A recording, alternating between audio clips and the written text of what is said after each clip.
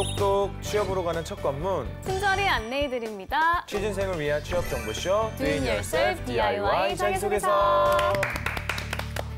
네, 각종 취업 정보와 자기소개서 작성에 대한 궁금증 전문가와 함께 알아봅니다. 권혁중 경제평론가, 박현민 편집장 모셨습니다. 안녕하세요. 네, 안녕하세요. 권혁중입니다. 네, 안녕하세요. 박현민입니다.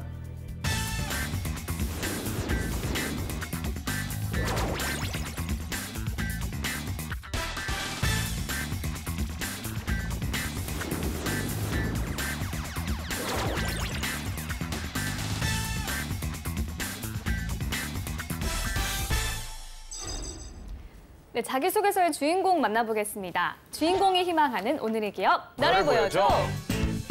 짠, 나왔습니다. 네, 오늘의 기업은 바로 신용보증기금입니다. 신용보증기금, 공기업인 건 알겠는데 개인의 신용을 보증해주는 기업인 건지 아니면 어떤 기업인지 잘 모르겠는데 아무튼 간략하게 설명 좀 부탁드릴게요. 네, 일단 신용보증에 대해서 이해하는 게 가장 중요할 것 같습니다. 네. 신용보증이라는 것은 말 그대로 기업이 부담하는 채무를 기금이 보증하는 것을, 대신해서 보증하는 것을 말하는데요. 신용보증기금법을 보면요.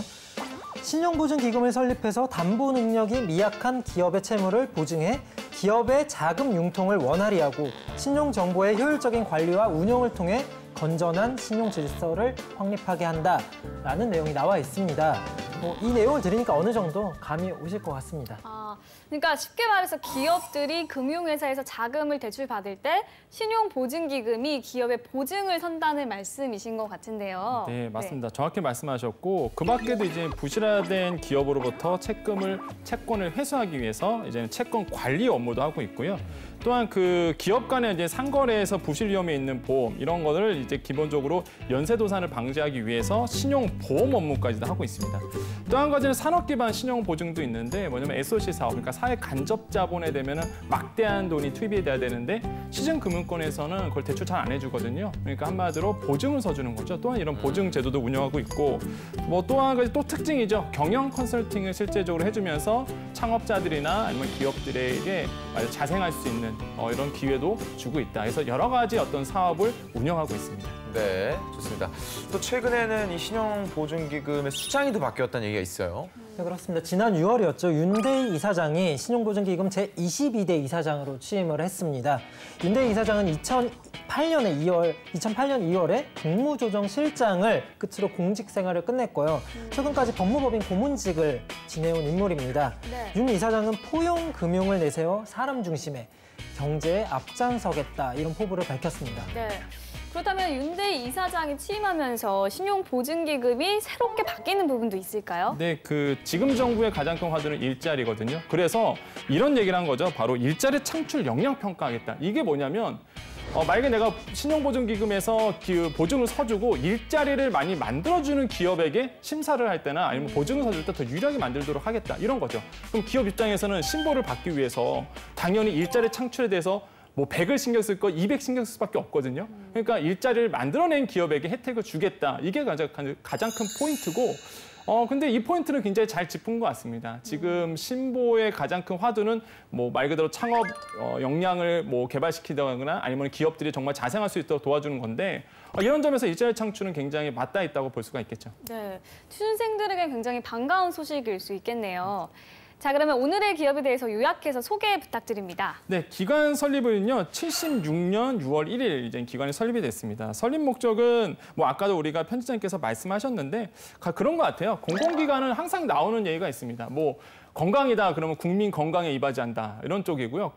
금융 공공기관이잖아요. 금융 쪽. 그러다 보니까 국민 경제 발전에 이바지한다. 이게 가장 큰 설립 목적이겠죠.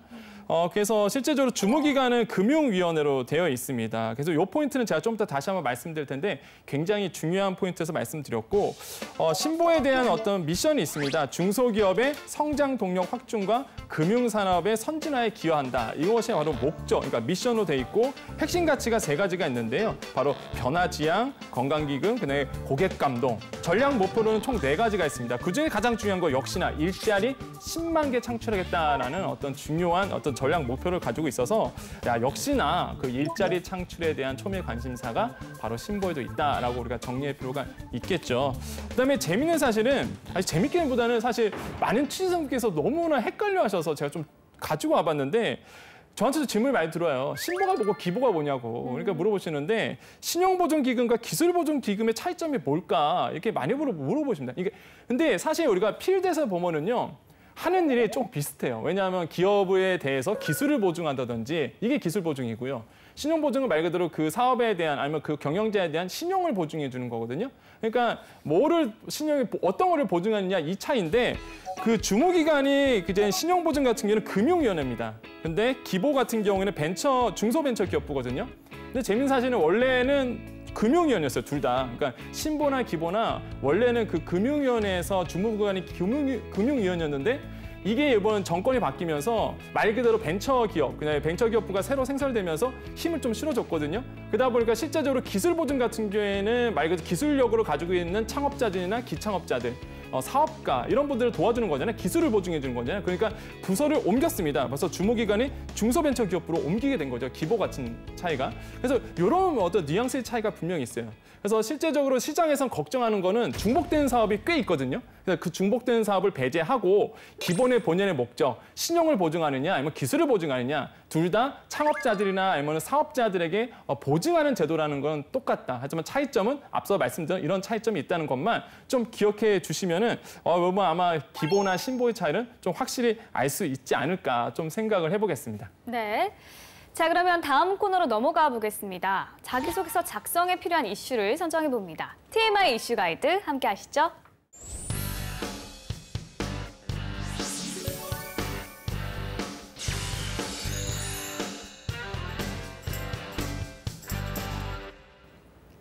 네, 기업을 지원하는데 기업에 대한 배경과 정보를 제대로 알지 못하면 서류 전형은 물론이고 면접 전형에서도 곤란한 상황이 생길 수 있는데요.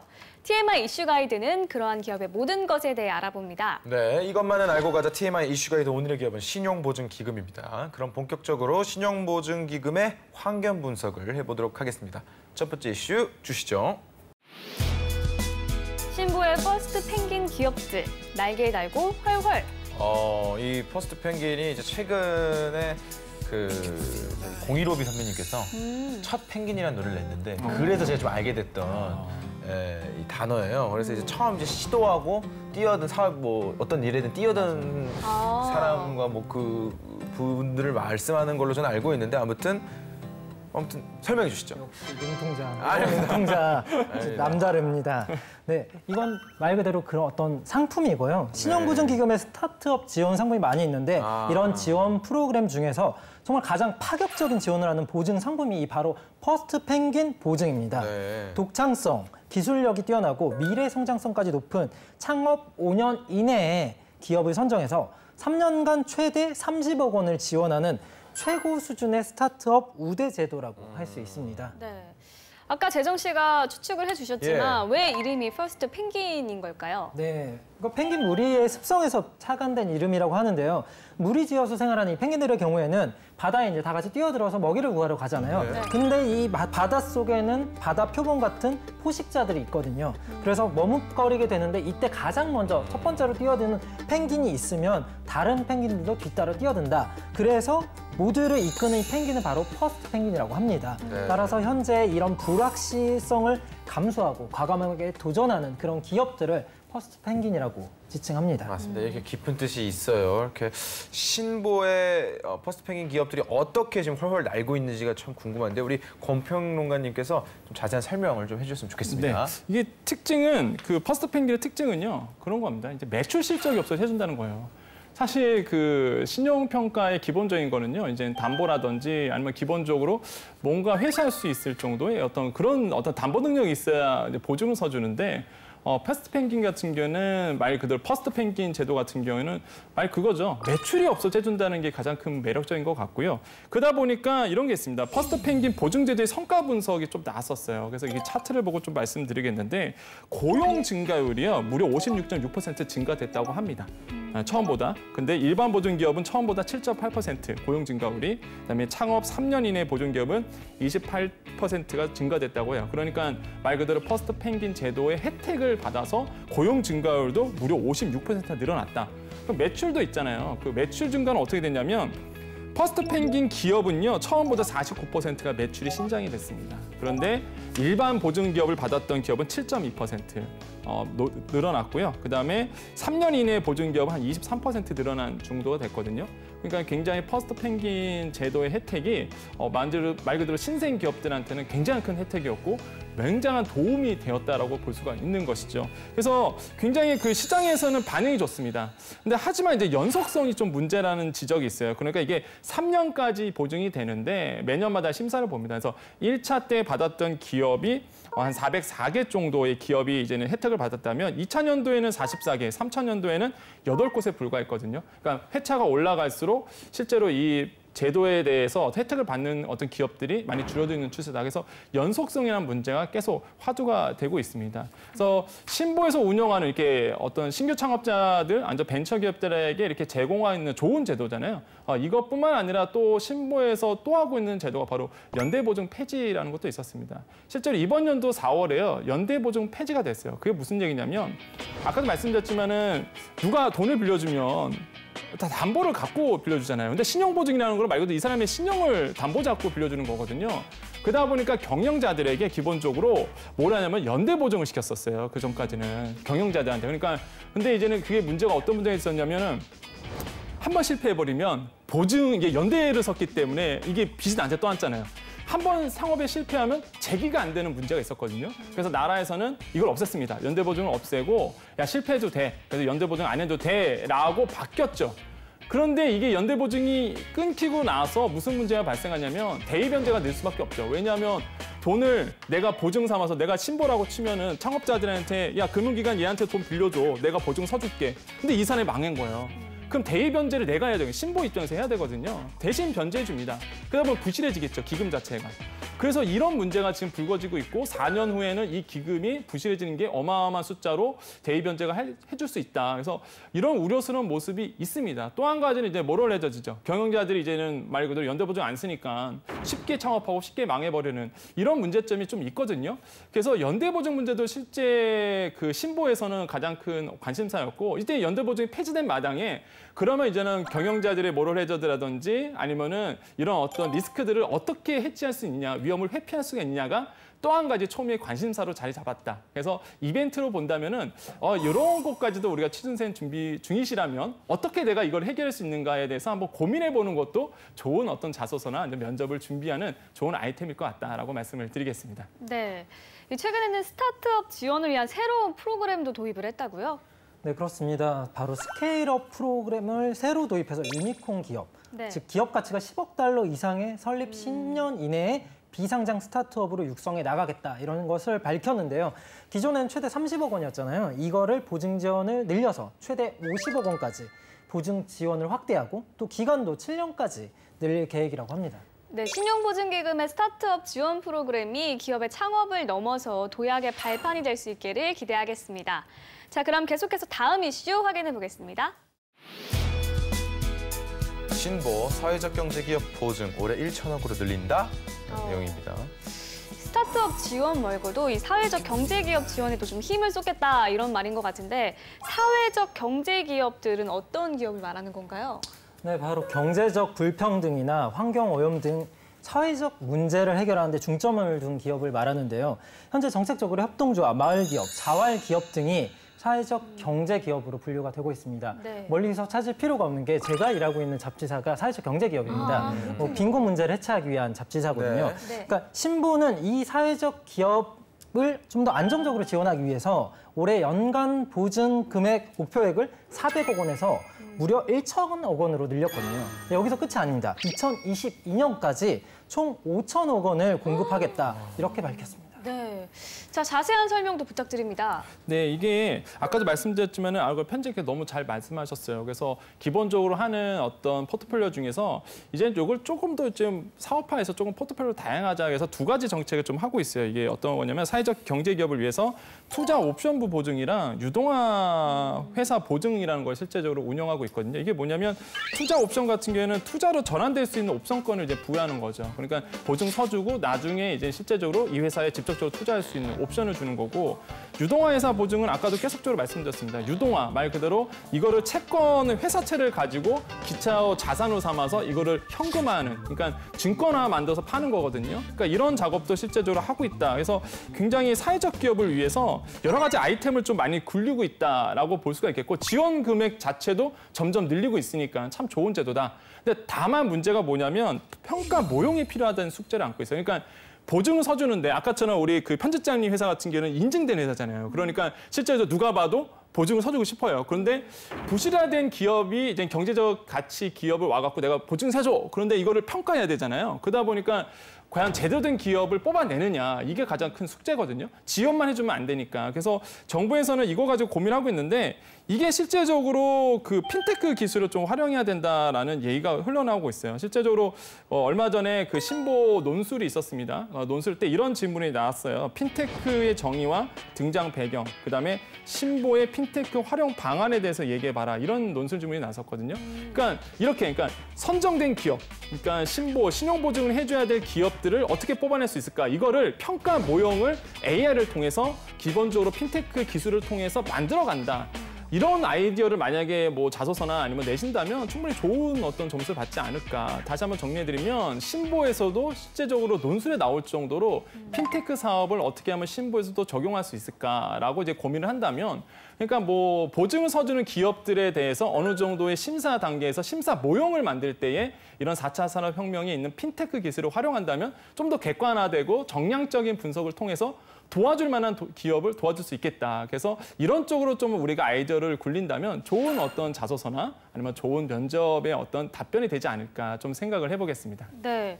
그렇다면 신용보증기금이 사회적 경제기업에 대한 보증에 적극적으로 나선 성과가 좀 있었나요? 네, 실제적으로 정말로 성과가 있었습니다. 신보의 보증 공급이 2016년 166개 기업 199억 원이었거든요. 네. 근데 지난 7월 말에 집계된 걸 보면 410개 기업으로 늘었고 591억 원으로 증가를 했습니다. 신용보증기금이 공공기관으로서의 역할에 힘을 쏟고 있는 것 같은데요. 그 노력을 응원하겠습니다. 자, 그럼 여기서 잠시 쉬어가는 이슈 코너 살펴볼까요? 네, 막간을 이용해 박현민 편집장께서 잠시 쉬어가는 이슈 랭킹 준비해 주셨죠? 네, 그렇습니다. 오늘은 신용보증기금에 대한 이야기를 나누고 있는데요. 네. 신보는 아시다시피 공기업이죠. 그중에서도 공공금융기관이란 말이죠. 취준생들에게 있어서는 거의 꿈의 직장이라고 할 수 있는데 이 신보처럼 금융공공기관이 취준생 사이에서 인기가 많은 이유가 무엇이라고 생각하십니까? 신지우. 아무래도 뭐 안정성, 뭐 정년이 보장되는 거 아닐까요? 좀 더 솔직하게 그러니까 마음에서 우러나는 공공기관 얘기를 이제 약간 공기업 같고 약간 네. 안정적일 것 같고 그냥 이 공이라는 말 때문에 그냥 마음이 확 끌리는 것 네, 같아요. 공도 많이 붙을 것 같아요, 연봉에. 이제 솔직해지신 것 같네요. 내 마음의 소리를 들었습니다. 그래서 준비한 오늘의 이슈 랭킹 주제 화면으로 만나보시죠. 금융공공기관 연봉이 궁금해. 궁금하네요. 네, 궁금합니다. 네, 그렇습니다. 연봉 얘기였어요? 네, 돈이었죠. 네. 공공기관이 전체 338개가 되는데요. 이 중에서 신보와 같은 금융공공기관이 몇 개나 되는 줄 아시는 분이 있나요? 금융공공기관이요? 너무 어려운 퀴즈죠. 그렇죠. 일단 오늘 알아보고 있는 신용보증기금 있고 네. 기업은행 공기업이라고 알고 있거든요. 뭐 한 3개 정도 되지 않을까요? 근사치입니다. 네, 총 9개입니다. 뭐냐? 10개 이하로 안 되면 공통점이 있죠. 일단 네, 총 9곳이고요. 특히 금융공공기관이 취준생 사이에서 주목을 받는 이유는 전체 공공기관 중에서 연봉이 가장 높은 축에 속하는 것으로 알려졌기 때문인데요. 그래요. 그렇다면 이 금융공공기관의 직원의 평균 연봉이 대체 얼마인지 정말 현실적인 문제죠. 예. 지금 바로 확인해 보겠습니다. 금융공공기관 평균 연봉 탑5 2017년 기준입니다. 5위 신용보증기금 8,989만 원. 5위. 네, 4위 한국수출입은행 9,828만 원. 3위가 기업은행입니다. 9,885만 원. 근소한 차이네요. 네, 2위는 KDB 산업은행인데요. 1억 이야. 178만 원. 와. 대망의 1위는 한국예탁결제원인데 1억 961만 원입니다. 와, 1위의 평균 연봉이 1억 961만 원. 거의 1억 1천만 원 정도. 네. 말도 안 되네요. 와. 아니 근데 이 1위를 차지한 한국예탁결제원 이곳은 어떤 기관인 어디예요? 건가요? 네, 국내 유일한 유가증권 중앙예탁 결제기관인데요. 기관 투자자와 개인 투자자가 보유한 주식, 또 채권 등의 유가증권을 관리하는 업무를 맡고 있습니다. 네, 연봉이 정말 세긴 세요. 세네요. 네. 네. 근데 이 취준생들 입장에서는 초봉도 좀 궁금할 것 그러게요. 같아요. 당연히 궁금하네요. 왜냐하면 평균 연봉이라는 게 네. 위에 분들의 연봉이 꽤 많을 수도 있거든요. 네. 나는 안 받을 수 있단 말이죠. 그렇죠. 그래서 그것을 준비했습니다. 금융공공기관 초봉 탑5 화면으로 보시죠. 금융공공기관 초봉 탑5 2018년 기준입니다. 예. 5위는 한국주택금융공사 4,351만 원. 4위는 신용보증기금 4,371만 원. 3위 한국수출입은행 4,480만 원. 2위는 KDB 산업은행이죠. 4,938만 원. 대망의 1위는 기업은행입니다. 네. 4,969만 원. 5천만 원 정도 그렇죠. 하네요. 초봉의 금액인 거죠, 이게. 네. 초봉이 이 입사하자마자 정도면, 받는 거. 네. 근데 오늘의 기업인 이 신보는 연봉도 초봉도 다 탑5 안에는 들었어요. 네. 네, 일반 기업의 초봉보다는 확실히 높습니다. 그래서 꿈의 직장이라고 불리는 것인데요. 하지만 무작정 월급을 보고 기업을 뭔가 선택한다는 것은 뭐 자신의 꿈을 좀 잊어버린 거 아닌가라는 말을 하고 싶지만 하지만 동기부여가 중요하죠. 강력히 되죠. 네. 강력할 수 네. 있습니다. 하지만 어쨌건 그것을 잊지 말고 본인의 꿈이 무엇인지를 한 번쯤은 생각해 보시기 바랍니다. 네. 자, 그럼 계속해서 신용보증기금의 이슈와 환경 분석 이어가도록 하겠습니다. 다음 이슈 보여주시죠. 신용보증기금, 중소기업 위한 게임 체인저? 우리 이 판을 한번 바꿔보겠다라는 것 같아요. 네. 좀 오늘은 좀 평소에 좀 잘 못 들었던 단어들이 너무 많이 나가지고 알겠습니다. 게임 체인저 어떤 뜻인가요? 너무 해석을 잘하셔서 역시 영어 능통자. 예상을 빗나가지 않네요. 판도를 바꿔놓는 역할을 한다라는 그런 진짜 맞아요. 뜻을 합니다. 정말 너무 명확해서 금융권에서 오신 줄 알았습니다. 네. 윤대 이사장 같은 경우에 신용보증기금이 앞으로 대기업이 아닌 중소기업 지원을 정말 활발히 할 수 있는 게임 체인저가 되겠다라고 말을 한 건데요. 중소기업이 혁신하고 성장할 수 있도록 도와주겠다라는 그 강력한 의지가 담겨 있는 말이라고 볼 수 있습니다. 네. 그렇군요. 게임 체인저라 참 멋진 말 같은데요. 네. 자, 그렇다면 자세한 분석 부탁드립니다. 네, 게임 체인저로서 두 가지 일을 좀 하고 있어요. 첫 번째는 이제 경영 컨설팅 아니면 뭐 컨설팅 일을 좀 도와주고 있죠. 그러니까 무슨 얘기냐면 중소기업 같은 경우나 아니면 신생 어떤 창업자들은요 가장 힘들어하는 게 사실 이제 사업을 운영하는 거고 시작하는 건데 신보에서 이런 역할을 합니다. 컨설팅을 옆에서 좀 봐드리고 있거든요. 주로 세 가지 컨설팅이 경영 컨설팅, 특화 컨설팅, 관계형 컨설팅을 통해서 실제적으로 창업자들이 일어설 수 있도록 경영해주고 재무 봐드리고 마케팅 이런 것도 봐드리고요. 그다음에 뭐 기업 공개라든지 만약에 이런 부분이 필요하다면 옆에서 도와주기도 하고 또 한 가지는 생애 주기별로 해서 필요한 자금 융통이라든지 아니면 금융권에 어떻게 접근하고 어프로치하고 다가가야 될지 이런 것까지도 실제 되게 디테일하게 컨설팅을 해주고 있다는 사실. 그래서 신보에서 별걸 다 하는구나. 그래서 왜 그러냐면 게임 체인저 역할로서 일을 해야 되기 때문이다라고 좀 분석할 수 있겠고 또 한 가지는 동산담보대출을 활성화하는 어떤 역할을 주 목표로 진행하고 있죠. 그러니까 동산담보가 뭐냐면 간단히 보시면 돼요. 부동산 있고 동산이 있잖아요. 근데 동산 대출은 금융권에서 잘 안 해줍니다. 왜냐하면 움직이잖아요. 없어질 수가 있어요. 그럼 리스크가 크죠, 당연히. 담보 잡고 대출해줬는데 그 동산 자체가 없어져 버리면은 말 그대로 리스크가 너무 크다 보니까 금융권에서 웬만해서는 동산 대출 잘 안 해주는데 그나마 기업은행 같은 경우에서 좀 해주는 역할을 하고 있는데 신보에서도 이 역할을 해주겠다 이겁니다. 그러니까 말 그대로 동산 대출을 활성화시켜서 말 그대로 자산 가치, 뭐 지재권이라든지 뭐 이런 거 가지고 담보를 가지고 말 그대로 대출을 해줄 수 있게끔 이런 신보의 역할을 좀 포용해서 좀 넓게 가겠다는 의미거든요. 이런 점을 좀 해주겠다는 점에서 굉장히 조금 키체인저 역할로서 실제적으로 많은 창업자들이나 아니면 벤처기업들에게 도움이 되고 있다라고 우리가 좀 분석을 해볼 수가 있겠습니다. 네. 자, 그런가 하면은 신용보증기금이 중소기업의 해외 진출도 적극적으로 도울 거라는 얘기가 있어요. 네, 맞습니다. 뭐 국내에 국한된 게 아니고 해외로 나가면 뭔가 더 시장이 넓어지는 거잖아요.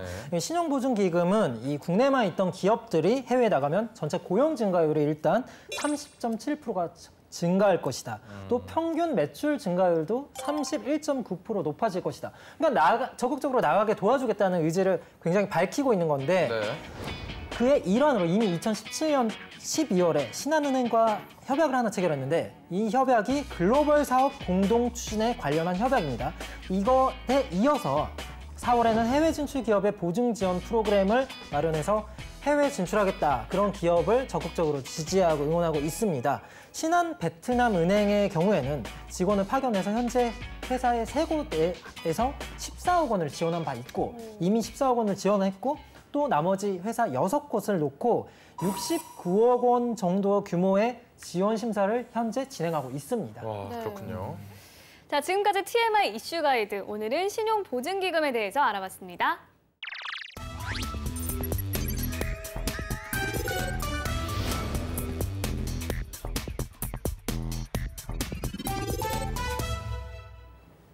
네, 오늘 주인공의 프로필을 살펴볼 텐데요. 오늘의 지원 직무는 신용보증기금 체험형 청년 인턴 지원자입니다. 자, 그렇다면 오늘의 주인공이 관련 기업에 적합한 인재인지 간략히 프로필부터 보도록 하겠습니다. 남성분이시고요. 나이는 24입니다. 취미와 특기는 조깅과 물건 판매고요. 전공은 경영학과라고 하네요. 학점은 3.5점이고요. 언어는 토익이 700점입니다. 대내 활동은 SH 수협은행 대학생 홍보대사, 그리고 교내 역사 토론 동아리, 그리고 교내 취업 동아리 활동을 했고요. 자격증은 펀드 투자 상담사, 그리고 신용 분석사를 보유하고 있네요. 네, 요즘은 조깅이 좀 대세입니다. 그래서 조깅을 하는 분들이 좀 많이 보이네요. 네. 그래서 박 편집장님께서 보시기에는 오늘의 주인공이 어떤 점을 좀 기업에 어필하면 좋을 것 같나요?